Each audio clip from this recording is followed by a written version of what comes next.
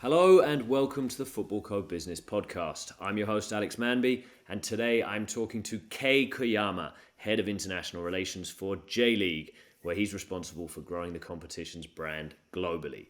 During his 8 years at J-League, Kei has seen huge changes and tremendous growth, from new and improved rights deals to a boom in social media presence, and of course the arrival of European footballing royalty, with the likes of Lucas Podolski, Andrés Iniesta, David Villa and Fernando Torres. In this podcast, we'll get into the impact these legends have had on the league's profile domestically and abroad, and much, much more. Kei, welcome to the show. Hi Alex, thanks for having me. I'm very excited to join the show. So let's start with the arrival of these global superstars, which has been happening now for, 5 or 6 years. What's the role of J-League in attracting these players to come to Japan? And does it have a major impact, or is it more down to the clubs? Yeah, so obviously, there has been a huge impact on the league side and also on the club side when such a superstar like Andrés Iniesta or David Villa came to Japan. Of course, the initiative is from the club, in this case, Vissel Kobe. But we as a league, of course, we very closely working with the club to promote the impact to the world, like internationally. So let's talk about that impact for you in your job. This must have been a huge change in your day-to-day and in how people see the J-League. Yeah, so it's quite significant. Like when I spoke to people in Europe, they never watch or they don't know anything about J League, but they know there is a league in Japan with Iniesta. So when Andrés Iniesta came to Japan, the news was huge. Like the news was broadcast more than 300 times just within 2 days. And I remember it was the third biggest sports news in the world. The biggest one was UEFA Champions League final, and second was the NBA final. And the third biggest news was Andrés Iniesta joining Vissel Kobe. So we are very honored, with the fact that the J League is the reported quite widely in the world.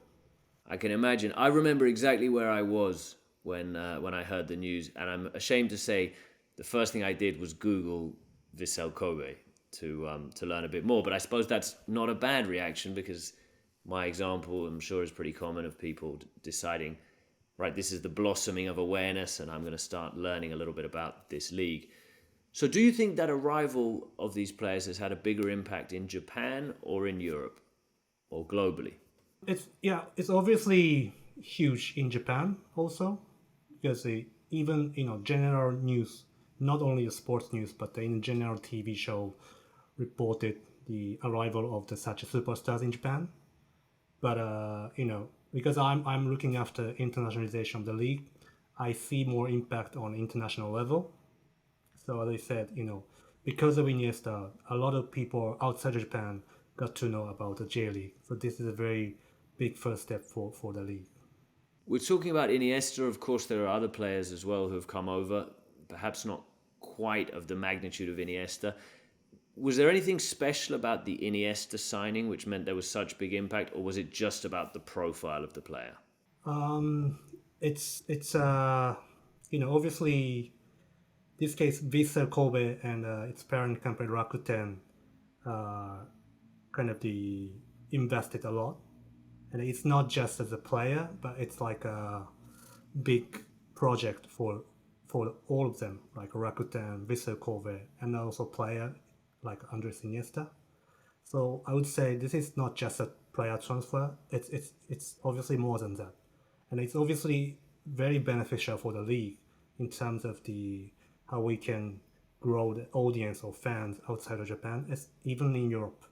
And talk to me a little bit about the relationship then between J-League and the club. At what point does J-League become aware that a club like Vissel Kobe is thinking about or on the brink of signing a player like Andrés Iniesta? Is it right from the beginning where you start talking collectively about this ambition, or do you find out about it later on?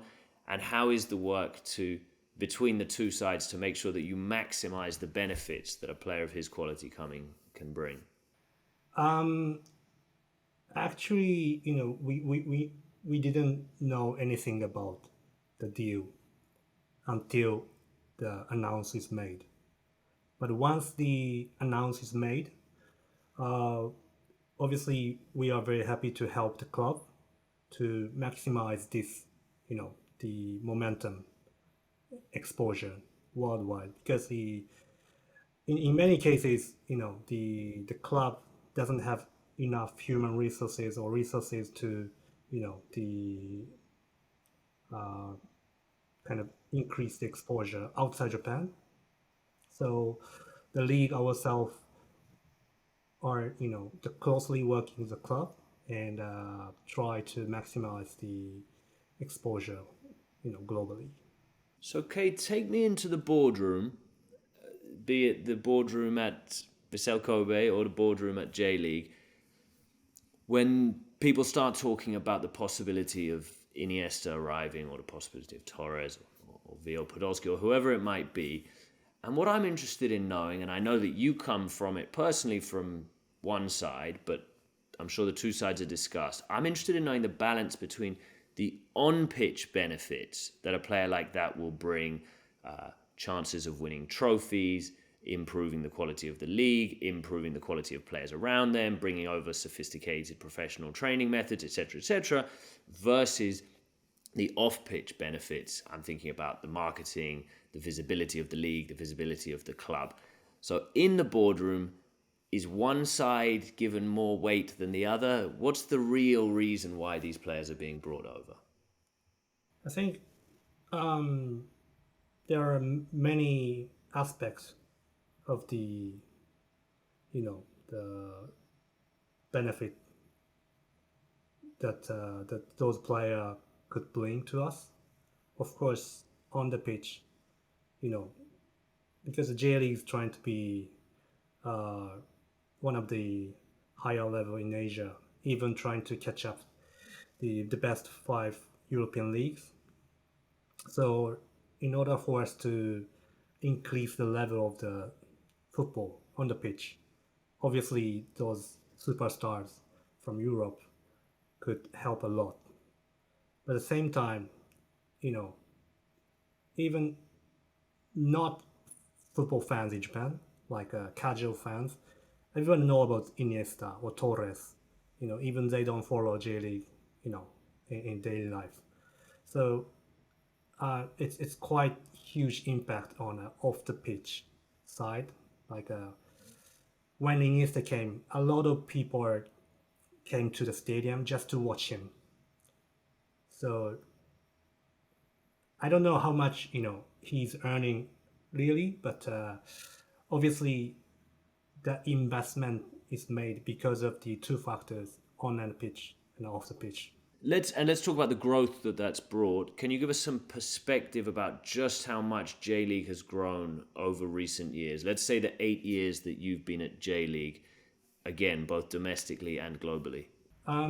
Yeah, so I think that the biggest turning point for the J League recently was the partnership with the Zone. It was made in 2017, so it was a very historical moment, not only for J League but also for Japanese sports. There are a couple of aspects and reasons. The one, the scale of the deal, it's more than like a $2 billion US deal for 10 years. Now it's extended to 12 years, which is quite huge deal. And the second, it's a first deal for any sport in Japan to make a partnership with an OTT player as a main broadcaster. So OTT, now everybody is familiar with OTT, but back then nobody was really understanding what OTT is. But J League was the one of the first league in the world having a partnership with the OTT player like the Zone. And sadly, it was a first deal for any Japanese sports to make such a big deal with a foreign company. In this case, the Zone from the UK originally. So there have been many Japanese rights holder like a national TV or pay TV, but never had a deal with like a foreign company. But this is the first time. So there are a couple the big moments and aspects of this deal, and since then, of course, we got more money to invest. So the league and the clubs are getting more flexible in terms of investing into the future, like bringing a player or having more better facility, or we have more flexibility for the management.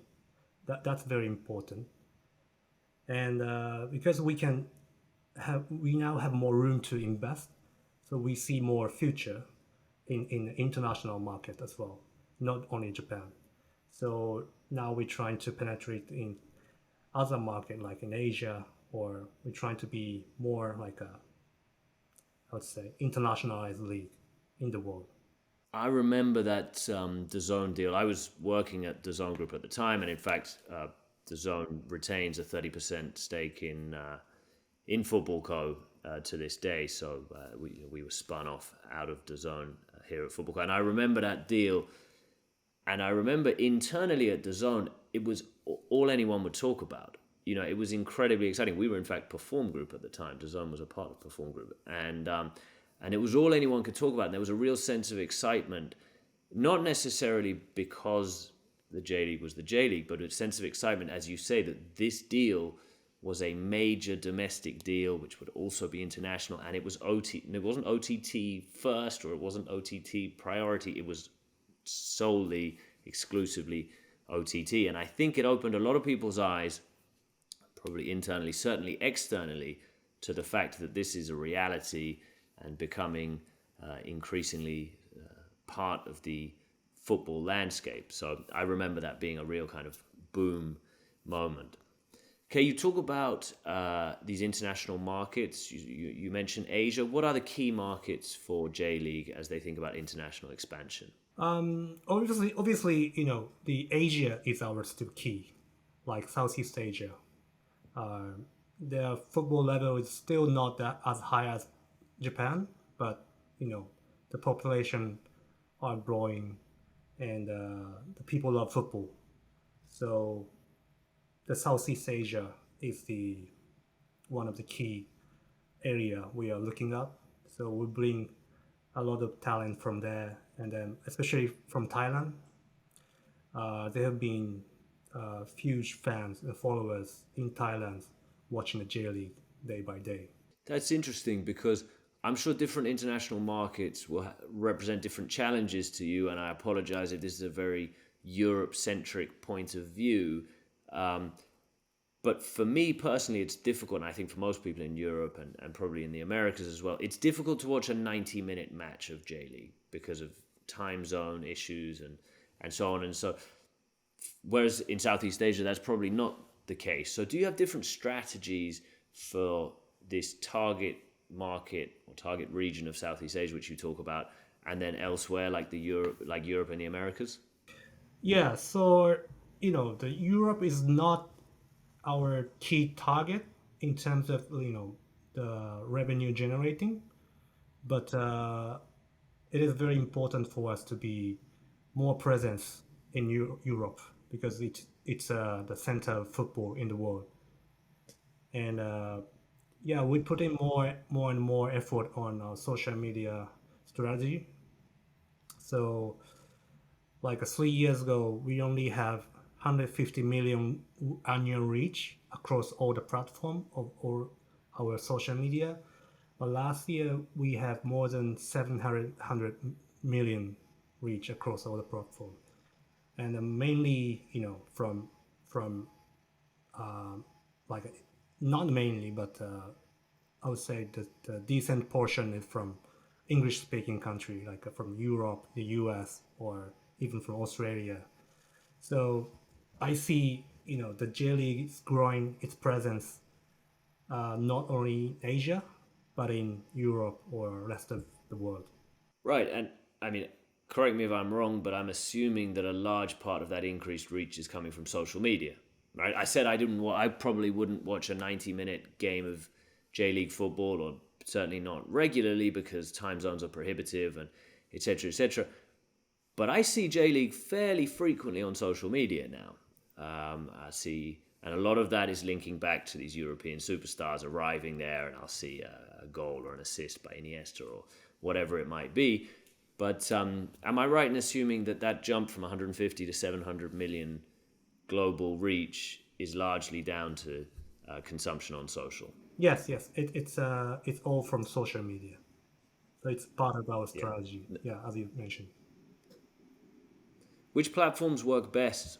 Do people want to watch, short form video clips, short highlights, or are you able to get people onto a longer form platform, something like YouTube, to engage with content for a longer period of time? Yeah, of course, it's depending on the market, but I would say Instagram, Twitter works very well in like a Europe or English-speaking countries. And also, we just launched a TikTok account, especially targeting more like a younger Gen Z generation. So we need to adjust ourselves to the trend of social media. Also, we're trying to catch up everything. Sure.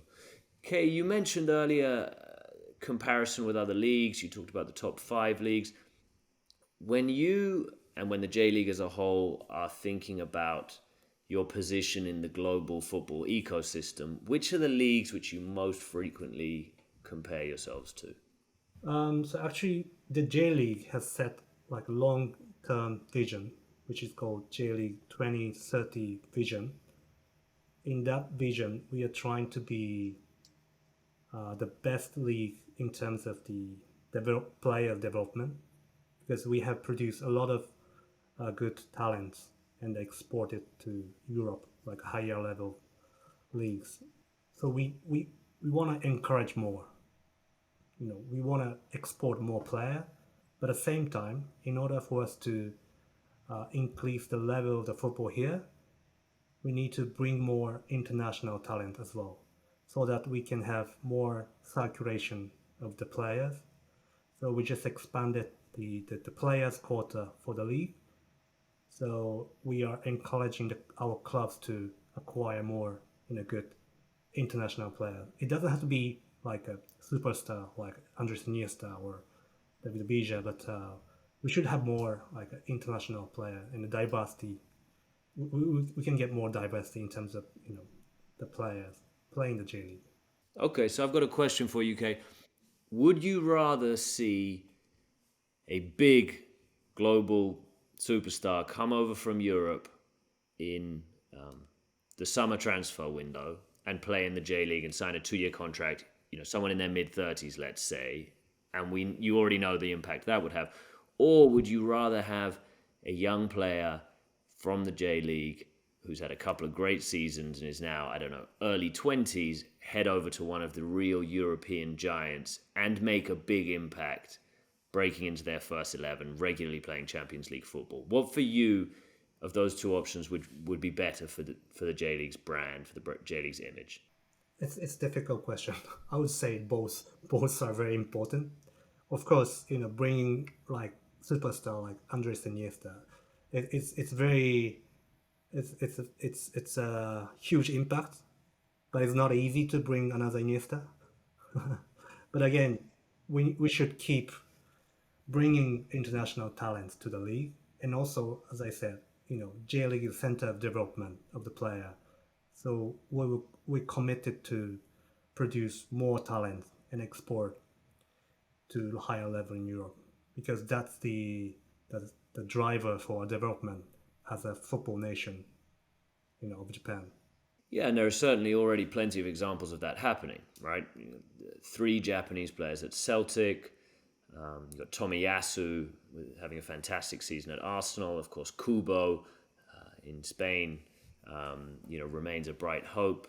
So, of course, there are plenty of examples of what you're talking about there. And you talk about being a footballing nation. We can't ignore the fact that we're in the biggest year of every 4-year cycle for the footballing world. The Qatar World Cup is coming up later this year. Japan are, as we speak, in a decent position to qualify, although not yet assured of qualification. How important for the J League is it that the Japanese national team does well? And do you work closely with the federation? Yeah, we are very, work closely with FA, in this case JFA. I think it's quite unique. In some country, the league and FA sometimes has different opinion or, some argument. But in Japan, J League is a professional league in Japan, but it's for the development of football in Japan in general, of course including the Japanese national team. So that's why we committed to produce more talent and then export to Europe, because we believe that's going to be beneficial for the future of the national team. I think it is an important distinction, and I think there is a disconnect with many leagues and national federations in terms of priorities. There's frequently arguments, especially in international tournament years, where the federations will accuse the domestic leagues of perhaps not doing enough to either nurture talent or not doing enough to protect that talent in the build-up to playing for their national league. So that's interesting that it happens with J League. Kei, I'd like to bring up another league, which I think I see some similarities between J League and this league, and that's the MLS.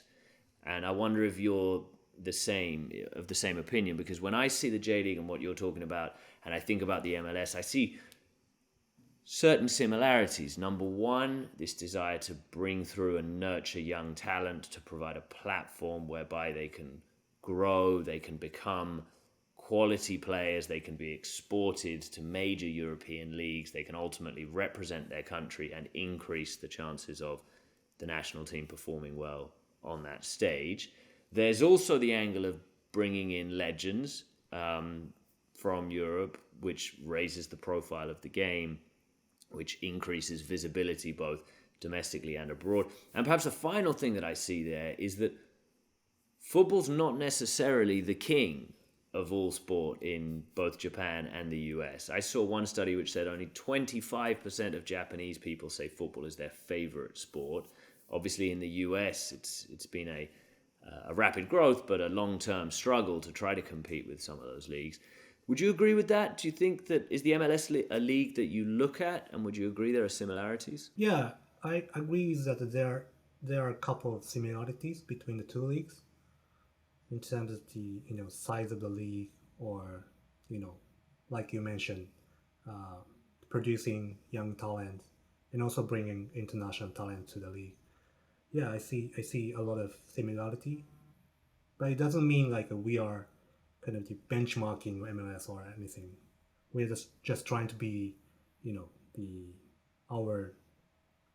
to find a unique position in the world of football, and we believe, the J League or Japan football can catch up the best league in the world in a few years. The MLS talks a lot about having a particular attitude and a particular identity. They talk about football, soccer, of course, over there being all about swagger. And they like their athletes. They like to encourage the athletes playing in the MLS to have this sort of sense of bravado, this sense of personality. Social media plays a big role in that. The MLS certainly domestically talk about the passion of their crowds. They talk about the fan culture. Do you think J League has, when you talk about its position within the global game, do you think J League has a specific position to say this is what it's all about? This is what makes J League unique versus other football leagues? I would say geographically, J League is located in Asia, and then Asia is center of development in terms of economy and population, everything. The future is in Asia. So we're trying to be the kind of Premier League in Asia, so that we can be the place for any footballer in Asia nation to, dreaming to play at. So that's the biggest advantage we have and a unique position in the football world. And how does the J League continue to grow as a brand domestically in these key Asian markets that you've talked about and also globally? What's the strategy for the next 10 years?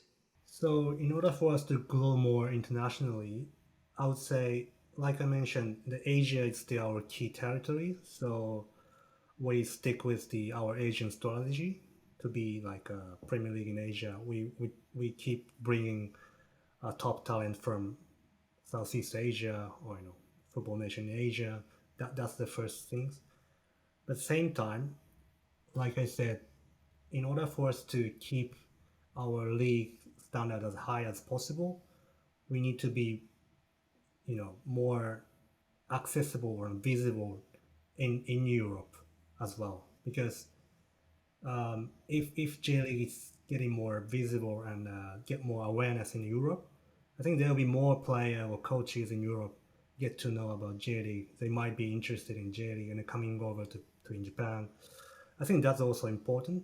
So I think there are two ways, to gain more fans in Asia and also gain more reach and awareness rest of the world, especially in Europe, which is center of football in the world. I think you're absolutely right, Kei. We've come full circle back to the importance of growing organically and the importance of these big European stars coming over, as we started about. And I repeat, that was how I first started paying attention to the J League. So that absolutely makes sense to me from a personal point of view. Kei, thank you very much for your time. It's been really interesting talking and understanding about the J League's current position in the football ecosystem and what's coming up next. Thank you, Alex. It was very fun for me. Kei, for any of our listeners interested in the J League, where can they find out more? You can check on our social media like Facebook, Instagram, Twitter, YouTube, all available in English. So please visit our social media. Well, I can certainly endorse the YouTube channel. I follow all the channels on different social platforms, and I can certainly endorse the YouTube channel in particular. I think there's some great content there. Well, thank you, Kei, and thank you, listener. Please make sure you're following this show wherever you choose to listen to your podcasts, and don't miss any of the upcoming shows. We've got some great guests coming up. All the best.